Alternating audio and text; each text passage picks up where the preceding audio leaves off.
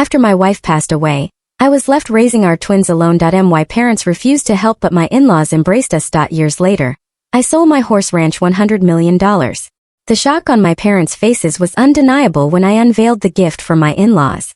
Kneeling by my wife's grave, our twin children clutched in my trembling arms, I desperately hoped my own family would offer some comfort. Instead, they turned their backs and abandoned us. Yet, at that very moment, my in-laws opened their arms, sheltering us as if we were their own flesh and blood. Those dark, harrowing days didn't break me. They forged an inner strength, silently preparing me for the counterstrike I'd been planning for years. My name is Barrett Winslow, 33 years old. I live in a quiet, rural part of Kentucky, where endless fields stretch out and horses nicker with the morning light. I'm just a farmer, working on a horse ranch for a kind old man named Harvey, dedicating myself to caring for his purebred horses. Life was simple, filled with joy alongside my gentle wife, Courtney, and our adorable twins, Noah and Nora. Our modest home always overflowed with laughter and warmth. But then a sudden storm swept through, turning my world upside down. Courtney, my light, left us, leaving me with indescribable pain and two children too young to grasp their loss. I vividly recall that fateful day. The doctor's voice was low and heavy as he called me into the room. Courtney lay frail on the hospital bed, her bright eyes weak but focused. She held my hand, whispering her love for me, Noah and Nora, urging me to be strong for our children. I nodded, tears streaming, but inside, I shattered. Cruel cancer took her just months after diagnosis, too fast for me to prepare. Courtney passed on a drizzly afternoon, leaving me at the hospital window, staring at a gray sky that mirrored my heart. Courtney's funeral was as simple as she was. I chose a small church on the outskirts, where we'd once vowed forever. Noah and Nora, just 5, clung to my hands, their innocent eyes not yet grasping the pain. Dressed in the green woolen outfits Courtney had knitted, they asked, "Where's Mommy, Daddy? Will she come back?" I could only hug them tighter, fighting back my own tears. In the quiet church, I felt the presence of loved ones, but also a cold distance I'd never forget. My in-laws, Leonard and Frances Fletcher, arrived early. They stood by me, shoulders trembling with grief. Frances hugged Noah and Nora tight, tears streaming down her wrinkled cheeks. Leonard, a man of few words, squeezed my shoulder, as if offering his strength. They didn't speak much, but their eyes conveyed boundless love for Courtney, for me, and for their grandchildren. Their sincerity warmed my heart, if only for a moment. But when my own parents, Curtis and Loretta Winslow, arrived, a chill set in. They appeared to fulfill an obligation, standing rigidly in a corner. My mother, Loretta, in an expensive black dress, kept her lips pursed, avoiding my gaze. My father, Curtis, stood arms crossed, his eyes sweeping over me like I was a stranger. No hugs, no comfort for Noah or Nora, just a few perfunctory words with mourners before they quickly left. Watching them go, my heart felt crushed. I knew they'd never accepted Courtney, never saw her as their daughter-in-law. To them, she was merely a poor farmer's daughter, a disgrace to the prestigious Winslow family name I had chosen. The days following the funeral were an abyss. Each morning I'd wake to the empty space beside me, the pain surging anew. I tried to stay composed for Noah and Nora, but raising 2 children alone was exhausting. Up at 4 a.m. to make breakfast, take them to school, then rush to the ranch. Horses, once my passion, now felt like a burden as I juggled work and childcare. Some nights, I'd sit staring at a pile of bills, wondering how I'd keep going. Noah and Nora, though young, sensed my exhaustion. They'd cuddle into my arms, hugging me tightly, as if fearing I'd disappear like their mother. Once, Nora looked up with wide, round eyes and asked, "Daddy, is Mommy mad because I wasn't good? Is that why she left us?" I hugged her tight, holding back tears, assuring her their mother loved them more than anything, that she was just in a faraway place watching over them. But deep down I wondered, how could I replace Courtney as a pillar for these 2 children? The pressure mounted. I started losing sleep, my mind weary, my body drained. Some days I'd stand in the stable, holding the reins, my vision blurring from sheer exhaustion. I knew I couldn't go on like this, couldn't bear it all alone. In my desperation, I thought of turning to my only remaining family. My parents, Curtis and Loretta Winslow. Pride was something I held dear, but for Noah and Nora, I'd set aside my ego. One afternoon I drove to their elegant Louisville house. With its white picket fence and trimmed garden, it always felt foreign even though I grew up there. My mother, Loretta, opened the door, her eyes flickering with surprise but no warmth. "Barrett, what are you doing here?" she asked, her voice cold. I took a deep breath, trying to keep my voice steady. "Mom, I need help. I'm raising Noah and Nora alone. I'm exhausted. I was hoping you and Dad could help a little," Maybe watch the kids or something. Loretta's expression was unmoved. Barrett, you know we're busy. We're taking care of Miguel's kids. Your brother needs us more right now. Besides, you chose your path, didn't you? When you married that girl. She trailed off, but I understood that girl was Courtney, the one they never accepted. I stood there, feeling a knife pierce my heart. I turned to my father, hoping he'd say something, but he only shook his head, his voice low. Barrett, you're a man. You need to handle this yourself. Don't bother us. I barely remember leaving that house. Their cold words mixed with old memories echoed in my mind. From the moment I introduced Courtney, my parents had rejected her, saying a poor farmer's daughter would drag me down and tarnish the Winslow name. They always boasted about Miguel, my younger brother, who went to a prestigious school and worked in the big city, though I knew his success was exaggerated. To them I was the failed son, the one who threw away a bright future for a girl not their equal. On the drive back I pulled into a grassy field, turned off the engine and sat in silence. Tears fell, not from weakness but from feeling utterly alone. Courtney was the only one who truly understood me, always holding my hand, saying we'd get through anything together.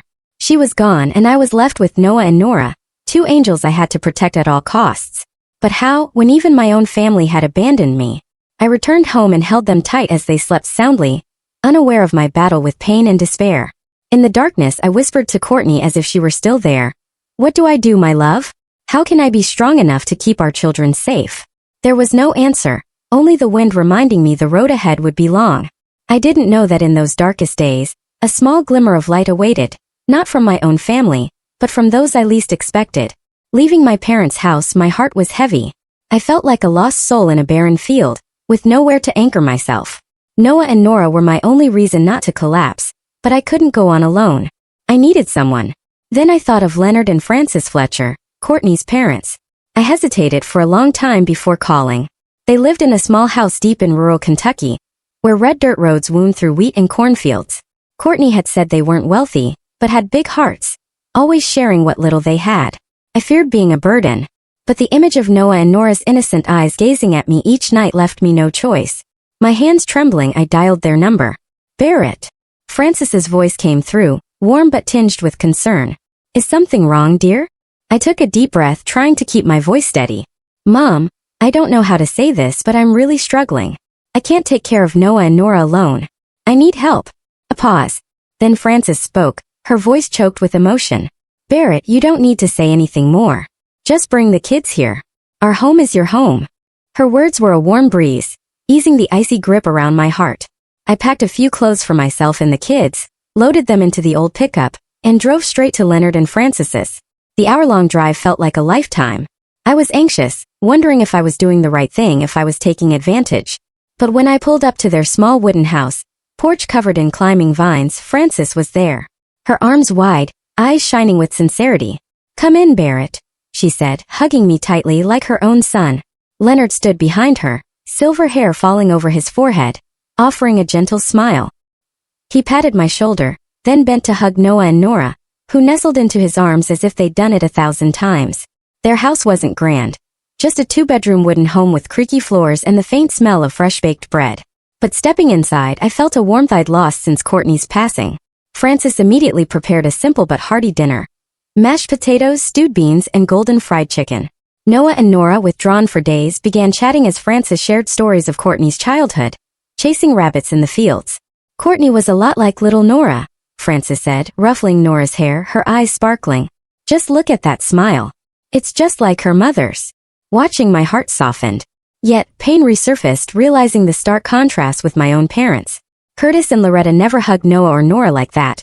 Never shared stories or even asked how they were. They kept their distance, as if the children proved my mistake in marrying Courtney.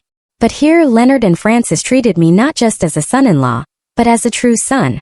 In the days that followed, I officially moved in. They refused to let me pay rent or cover expenses despite my insistence. Barrett, your family. No matter what, you belong here, Leonard said firmly. Family doesn't keep score. Frances cared for Noah and Nora like a true mother. Every morning she'd wake early to make breakfast, toast with homemade strawberry jam, braid Nora's hair, and teach Noah to tie his shoelaces. Leonard, despite his age, patiently drove the kids to school in his old pickup. One day I saw him under an oak tree, teaching Noah to carve a small wooden boat, while Nora colored it. Watching, I couldn't hold back tears. This was Courtney's dream for our children. To grow up surrounded by love, in simple, meaningful moments. I kept working at Harvey's ranch. The grueling work remained, but coming home, I no longer felt alone. Their stories not only eased my exhaustion but gave me a renewed sense of strength, the strength of family. Still, I wasn't always at ease. Some nights, after Noah and Nora were asleep, I'd sit alone on the porch, staring at the dark fields. Courtney's loss lingered, a wound that never healed. Then, memories of my parents' coldness would resurface, leaving a bitter taste. I recalled begging them for help, Loretta's indifference, Curtis's detached voice. The contrast between Leonard and Frances's love and my parents' distance left me both grateful and heartbroken. One evening, Frances came out with an old blanket. "It's chilly out here, Barrett," she said, draping it over my shoulders, then sitting beside me. I just lowered my head. "What's on your mind, dear? You can share it with me," she asked gently. I sighed. I don't understand why my own parents treat me like this. I've tried to do everything right, but to them I'm never good enough. And you treat me like your own son, even though I'm just your son-in-law. I don't know how to repay you. Frances placed her hand on mine, her eyes gentle yet resolute. "Barrett, you don't owe us anything. You're Courtney's husband, Noah and Nora's father. To us, you're part of this family, and family doesn't need repayment. Just love is enough." Her words were a flame warming my heart. I looked at her, then at the fields where moonlight cast silver rays. In that moment I made a silent vow, to myself, to Courtney, and to Leonard and Frances.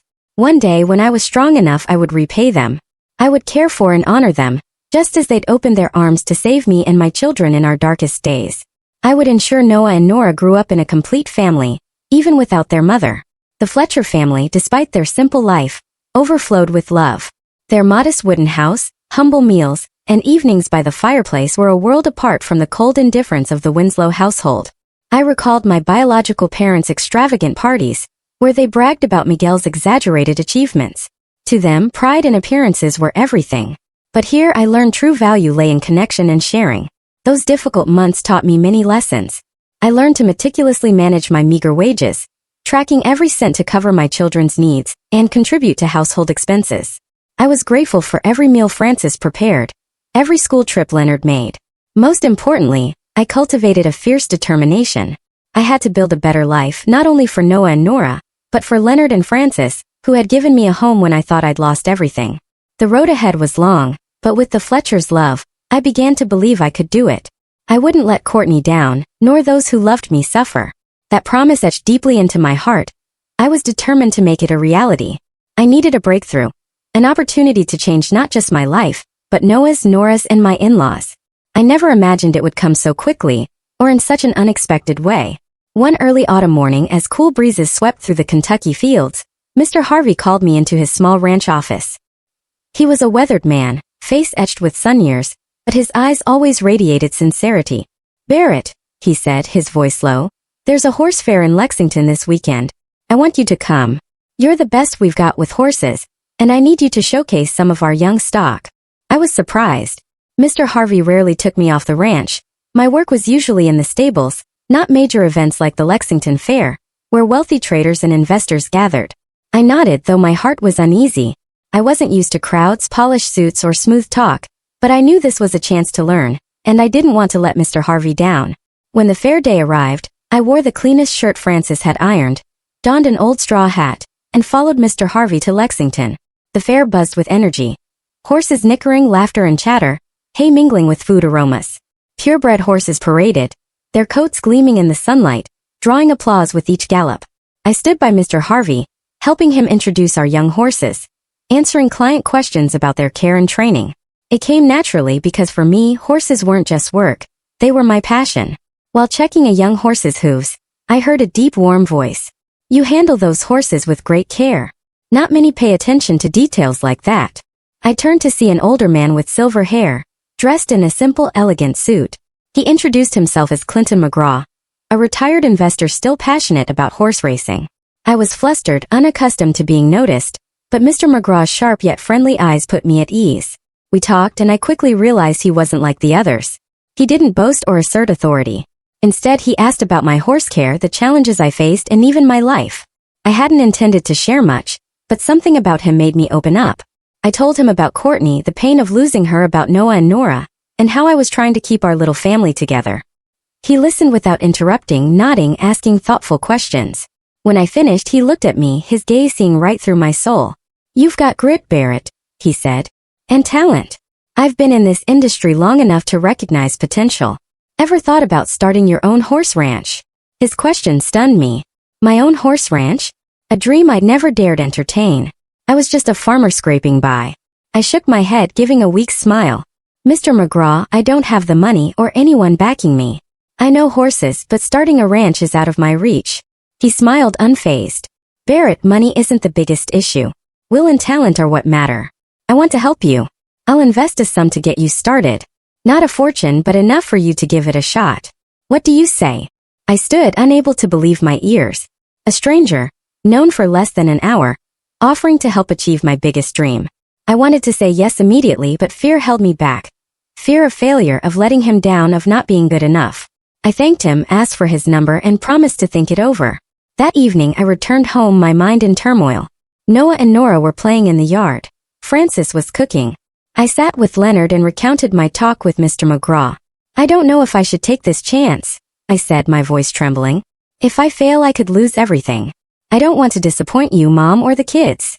Leonard looked at me, his eyes steady. "Barrett, life is a gamble. If you don't dare to try, you'll never know if you could have one. Courtney always believed in you. She wanted you to live fully for yourself and the kids. Be strong, son." Frances, overhearing, came out, wiping her hands on her apron. "Barrett," she said, "I know you're scared, but you've overcome so much already. You didn't give up when you lost Courtney, when you were raising the kids alone. You have talent, and now someone wants to help you. Don't let fear stand in your way." Their words were a gust of wind, clearing the fog in my mind. I sat up all night thinking of Courtney, of our shared dreams. She always said I could do more than I thought possible. "You're the best with horses, Barrett," she'd said, her eyes sparkling. "One day you'll have your own ranch." I looked at the starry sky, feeling her presence urging me on. I made my decision. I would take this chance. The next morning, my heart heavy but resolute, I went to Mr. Harvey's ranch. I knocked on his office door, took a deep breath, and said, "Sir, I'd like to resign. I want to try starting my own horse ranch." Mr. Harvey looked at me, his eyes flickering with surprise, then softening with regret. "You're the best we've got, Barrett," he said. "I don't want to lose you. But if this is your dream, I support you. If you need anything, my door is always open." I thanked him, feeling a weight lifted. Though my biological family had abandoned me, I realized life still offered people willing to lend a hand. Mr. Harvey, Mr. McGraw, and especially Leonard and Francis. Days after leaving Mr. Harvey, I met Clinton McGraw at a small Lexington cafe. Sitting across from him in my worn shirt and dusty boots, I felt small next to this silver-haired man with sharp, discerning eyes. Mr. McGraw didn't mince words. After discussing my plans, he set his coffee cup down. "Barrett, I'm investing $1 million for you to start your own horse ranch.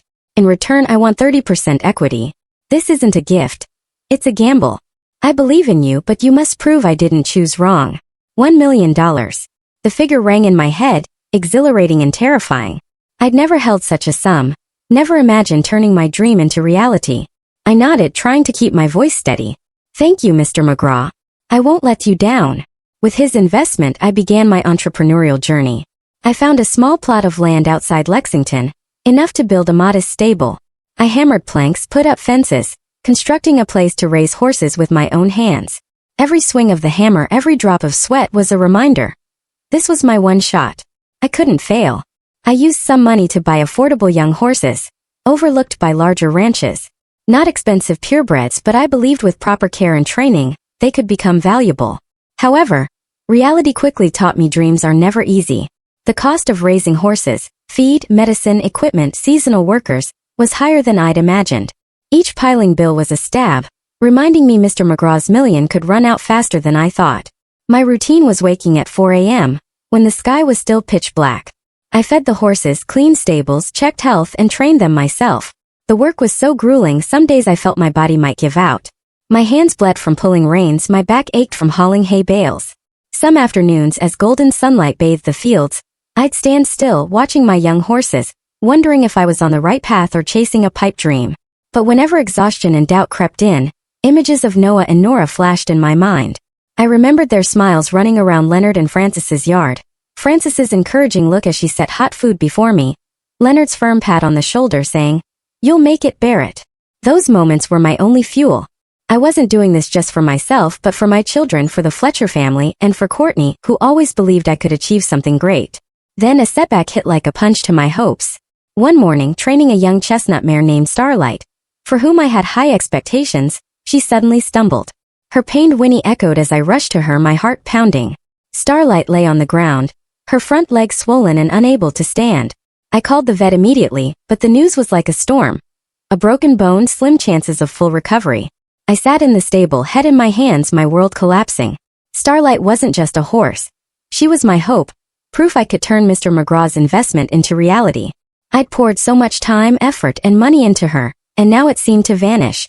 Tears fell, not from weakness, but from the crushing sense of having failed Mr. McGraw, the Fletchers, and myself. Just then, footsteps.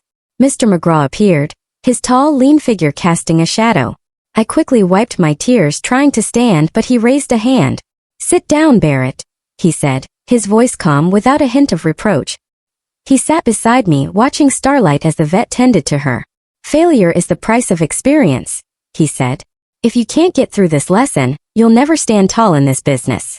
Horses, like life, don't always go as planned. But the good ones aren't those who never fail. They're the ones who get back up." His words were a ray of light piercing the darkness. I looked at him, feeling both ashamed and grateful. He didn't scold me or pull his investment. He showed me failure was part of the journey. I nodded, clenching my fists, determined not to let this moment defeat me. Days later, another surprise.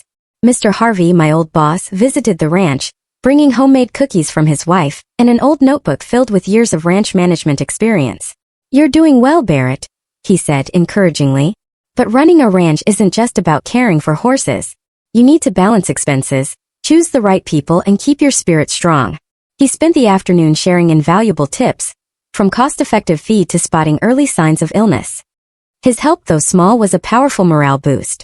From those failures and encouragements, I gradually forged resilience. I learned to accept loss, to rise after every fall.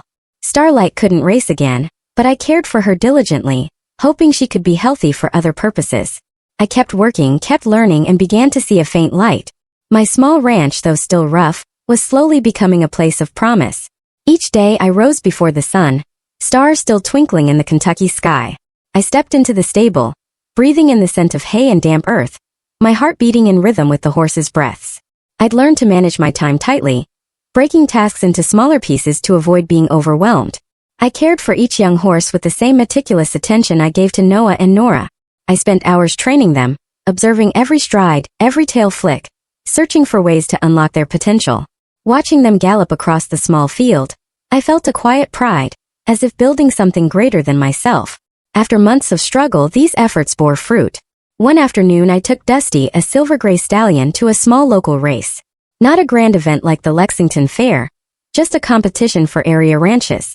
I didn't expect much, hoping Dusty would test himself and I could learn. But as the race began, I stood by the fence, heart pounding, watching Dusty surge forward, overtaking competitors with unanticipated strength. When he crossed the finish line in third place, the crowd clapped and I stood stunned, hardly believing my eyes.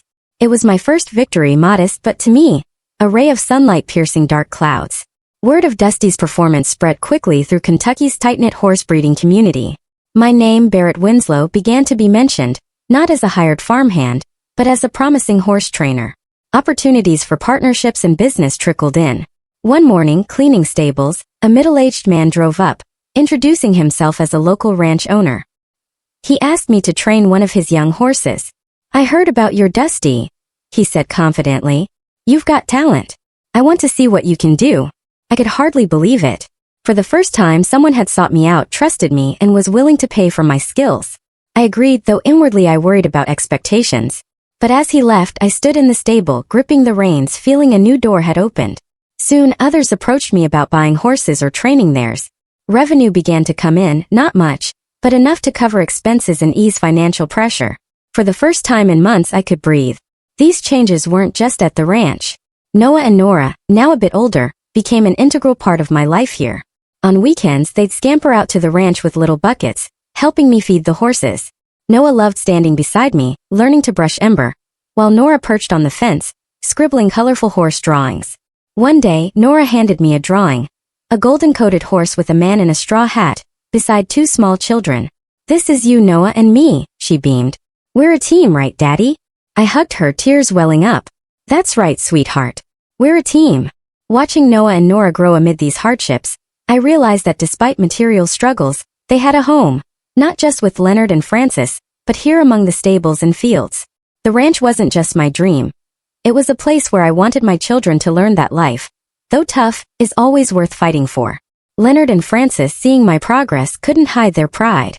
One evening, Francis called me to the porch where she and Leonard were sipping tea. "Barrett," she said, eyes sparkling. "Today I heard neighbors talking about you. They said you're making something of that ranch. I'm so proud." Leonard nodded, adding, "You're not just our son-in-law. You're our son." Their words left me speechless. I bowed my head, trying to hide my emotions. "I don't know how to thank you both," I said. "Without you, the kids and I wouldn't be here today."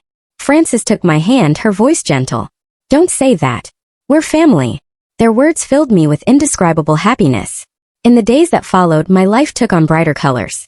Mr. McGraw visited the ranch. He surveyed the stables, his sharp eyes tinged with satisfaction. "You're doing well, Barrett," he said, pausing to pat Dusty. "I heard about your win. It's a good start, but remember, this is just the beginning. Reputation keeps clients coming back. Keep working hard and you'll go far." Mr. McGraw's encouragement fueled my resolve. I knew he hadn't just invested money. He'd invested his trust, and I was determined not to let him down. At day's end, as the sun set, I stood in the stable, surrounded by the scent of hay and the sound of horses nickering. I let out a sigh of relief, a weight lifted. The road ahead was still long and challenges awaited, but I'd taken my first solid steps. I looked out at the fields painted golden by the sunset and whispered to Courtney, "Do you see, love? I'm doing it for you, for our kids, and for our family." After Dusty's victory, my small ranch gained momentum. I poured my heart into training Ember, Noah's adored mare with a fiery red coat and deep coal-black eyes. I'd seen her latent strength from our first sessions, spending hours daily, refining her strides, teaching her to navigate obstacles. Then, a larger county race drew ranches from across Kentucky. I entered Ember not daring to hope for too much, but deep down I believed she could do something special. On race day I stood by the fence, hands clenched, heart pounding. When the gun fired, Ember surged forward, her strides powerful and resolute. The crowd cheered and I could barely breathe, watching her overtake competitor after competitor. Curtis stared at me, eyes flashing with anger and shame, but said nothing. Loretta looked down, her hands trembling, wanting to speak but unable. Miguel muttered a curse and stormed out, the wooden door slamming. Curtis and Loretta slowly rose, avoiding my gaze, avoiding Noah and Nora, and left in silence. Their car engine faded, leaving a heavy but liberating quiet. I knelt, hugging Noah tight, feeling his small heart pounding. "Thank you, son," I whispered, my voice choked. "You were so brave."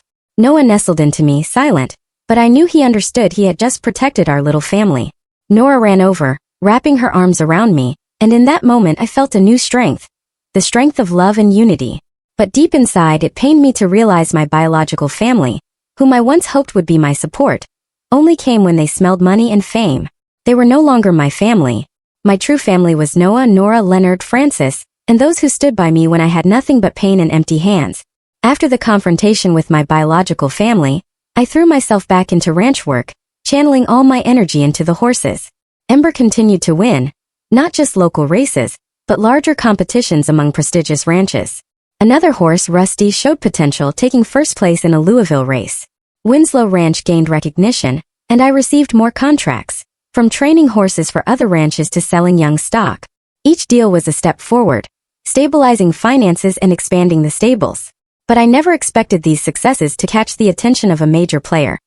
Equine Ventures, a name revered in the horse racing industry. One morning, checking Rusty's health, a sleek black car pulled up. Two men in suits stepped out. One introduced himself as James Carver, CEO of Equine Ventures. They didn't beat around the bush. After touring the ranch, admiring the horses, and hearing my training methods, Carver looked me in the eye. "Barrett, we're impressed. Winslow Ranch is a rough diamond. We want to buy the entire operation for $100 million. You'd stay on as manager at least until you're 60. What do you say?" I stood stunned, the ground shifting. $100 million. The number rang in my head, overwhelming, dizzying. I'd never imagined such an offer for a farmer like me. I mumbled thanks, asked for time, and watched them leave, my mind reeling. That night I couldn't sleep, wrestling with chaotic thoughts. $100 million could change everything. I could secure Noah and Nora's future. Top schools, a life free from financial worries. I could repay Leonard and Francis with a comfortable home, ensuring they enjoyed their later years. But I was also afraid. Winslow Ranch was my life's work, the dream Courtney and I cherished. If I sold it, would I lose my freedom, my control over the horses I'd poured sweat, blood, and tears into? Would I still be myself or just a cog in a corporate machine? In the days that followed, I agonized. I didn't want to decide alone, so I turned to those I trusted most. First, Leonard and Francis. Sitting in their kitchen, I recounted the entire story. Francis listened, hands clasped, eyes gentle, tinged with concern. "Barrett," she said, "I know the ranch is your heart and soul, but think of Noah and Nora. An opportunity like this won't come twice. You could do so much for them, for yourself." Leonard nodded, his voice low but steady. "You've built something incredible, Barrett. Whatever you decide, we'll support you. The important thing is you hold on to your love for horses and this work." Their advice gave me much to ponder, but I was still uncertain. I drove to meet Mr. Harvey, my old boss, for his grounded perspective. In the familiar Lexington cafe, as I shared the story, he let out a dry laugh. "Barrett, not every farmer gets a $100 million offer. You've done what most only dream of, but you need to decide what matters more. Keeping the ranch in your hands or securing the best future for your family." Finally, I called Mr. McGraw. The next day, he was at the ranch. I walked him through the stables, explaining Equine Ventures' offer. He listened without interrupting, then sat on a wooden bench, gazing at the fields. "Barrett," he said, "selling the ranch doesn't mean losing it. You'll still be the manager, the soul of this place. This isn't an end, it's a new phase. But you must ensure you retain control over what matters, how you care for the horses, how you run the ranch. Don't let them turn you into a puppet." Mr. McGraw's words illuminated my path. I realized I could accept the offer but protect my passion. After many sleepless nights, I made my decision. I would sell Winslow Ranch, but only on the condition that I retained full professional control. I didn't want to be just an employee. I wanted to remain Barrett Winslow, the horse trainer who built this dream from the hardest days. I contacted Equine Ventures, laying out my terms. After tense negotiations, they agreed. The contract was signed, and I officially became the manager of Winslow Ranch, with $100 million in hand and a wide-open future for my family. In the days that followed, I woke with a renewed sense of purpose. No longer the penniless farmer, exhausted from worrying about my children, I was Barrett Winslow, manager of a renowned horse ranch, a millionaire, but more importantly, a father, a son-in-law, and a man true to his values. The first thing was to fulfill my promise to Courtney, to care for her family, now my true family. I drove to Leonard and Francis, carrying carefully prepared documents. At their familiar kitchen table, where Francis's fresh bread scent lingered, I took a deep breath. "Mom, Dad, I have a gift for you." I slid the papers across. A spacious house on Lexington's outskirts, with a large garden and a peaceful lakeside retreat. "This is a place where you can enjoy your retirement," I said, my voice thick with emotion. "I want you to live comfortably without worries. I owe you everything." Frances looked at me, eyes shimmering with tears. "Barrett, you don't owe us anything," she said. But I shook my head. "No, Mom. Without you and Dad, the kids and I wouldn't be here today. This is what I promised Courtney and myself." Leonard, a man of few words, squeezed my shoulder. "Son," he said, his voice warm and steady, "we're proud of you." They accepted, though reminding me family was worth more than any house. Watching them embrace, smiling with joy, a part of my heart healed. I knew Courtney was smiling somewhere, content her family was cared for. But I wanted to do more. I wanted Courtney's name to live on, not just in our hearts but in the community. I used a portion of the money to establish the Courtney Fletcher Winslow Scholarship Fund for rural Kentucky children. Kids like Courtney, full of dreams but lacking opportunity. The fund would help them pursue education, from grade school to college, so they could reach beyond their circumstances. I wanted Courtney to be an inspiration, a guiding light for those struggling through hardship. Meanwhile, I enrolled Noah and Nora in better Lexington schools, wanting them to have a proper education, but always reminding them of their roots. One evening, sitting in the living room, I said, "Kids, everything we have today started with love and perseverance. Never forget your grandparents. Never forget your mom. We don't need to be boastfully proud. Just live well, live kindly." Noah nodded, eyes bright with understanding, while Nora hugged me, whispering, I'll make you proud, Daddy. The scholarship fund's launch event was held in a small community hall. I stood before the crowd, flanked by Leonard, Francis, Noah, and Nora. Local reporters flashed cameras, and I felt as nervous as before my first horse race. Asked about my journey, I took a deep breath, my voice catching. I was just a farmer with nothing. If I have everything today, it's because of my wife, Courtney, and my in-laws who never turned their backs on me. They're my real family. Those simple, heartfelt words echoed. The crowd applauded, and I saw pride in Leonard and Francis's eyes. My story spread, not just in Kentucky, but beyond, becoming an inspiration of gratitude and perseverance. People saw me not just as a millionaire, but as a man who stood for family values, who repaid kindness the right way. But that moment also brought a bitter contrast. I hadn't expected Curtis, Loretta, and Miguel to be there, standing in the far corner. As I spoke my gratitude for Leonard and Francis, I saw them freeze. Curtis tried to mask his shame, lips pressed tight. Loretta bowed her head, clutching her expensive purse as if to shield herself. Miguel, face flushed with anger, left before the event ended. I wasn't surprised, but the pain lingered. They were never my family when I needed them most. Now, at the peak of success, they came only to face the truth. I no longer needed them. When the event ended, Frances gripped my hand tightly, tears streaming. "You've made me proud, Barrett," she said, her voice trembling. Leonard hugged me, and in that moment I felt Courtney was still here, in the embrace of our family. I had solidified my place, not just as a financial success, but as a man of gratitude and integrity. I had repaid the right people at the right time in the right way, and that was my greatest victory. After the scholarship fund announcement, I returned to my routine with a peace I hadn't felt in years. Winslow Ranch, under my management and Equine Ventures backing, continued to thrive. The horses I trained brought new victories, the ranch's reputation growing stronger. But for me, the most meaningful thing wasn't my bank account. It was the pride in Noah and Nora's eyes, Leonard and Francis's joyful smiles, and knowing I'd kept my promise to Courtney. One late afternoon, as the golden sunset bathed the Kentucky fields, I took Noah and Nora out. I led Ember, the fiery red mare I cherished. Noah held the reins, mimicking my stride, while Nora skipped alongside, picking wildflowers for her hair. We walked along the familiar dirt roads where I'd once driven my old pickup during the hardest days, stopping at a small cemetery nestled in the fields. Courtney's grave lay beneath an old oak tree, her simple stone marker engraved. Courtney Fletcher Winslow, beloved wife, mother, and friend to all. I knelt, placing a bouquet of Nora's daisies, and held my children's hands. Noah, now taller, stood solemnly while Nora nestled into me, whispering, "Daddy, does Mommy know we're here?" I smiled, ruffling her hair. "She knows, sweetheart. She's always here in our hearts." I looked at the headstone, feeling Courtney looking back, her eyes gentle and loving. I whispered, "Courtney, rest easy. Our family is strong, and you'll always be part of everything I have today." Noah and Nora said nothing, just held my hands tightly, and we stood in silence, enveloped by the sunset's glow. I thought about my journey. From the dark days of losing Courtney, when my biological family turned their backs, to the grueling months lifted by Leonard and Francis's support, and finally, to victories I never dared dream of.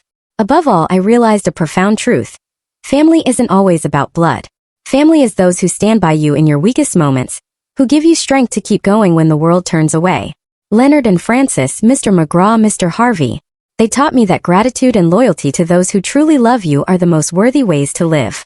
I thought of Curtis, Loretta, and Miguel, who only appeared when I succeeded. Their presence no longer mattered. They chose to stand outside my life when I needed them most. And now I had found my true family, not in blood, but in love and shared sacrifice. As I led Noah and Nora back home, my heart brimmed with resolve. I wanted them to grow up with the lesson I'd learned. Success isn't just measured by money or fame, but by how you cherish family and leave a legacy for the next generation. The Courtney Fletcher Winslow Scholarship Fund would continue to help rural children chase their dreams.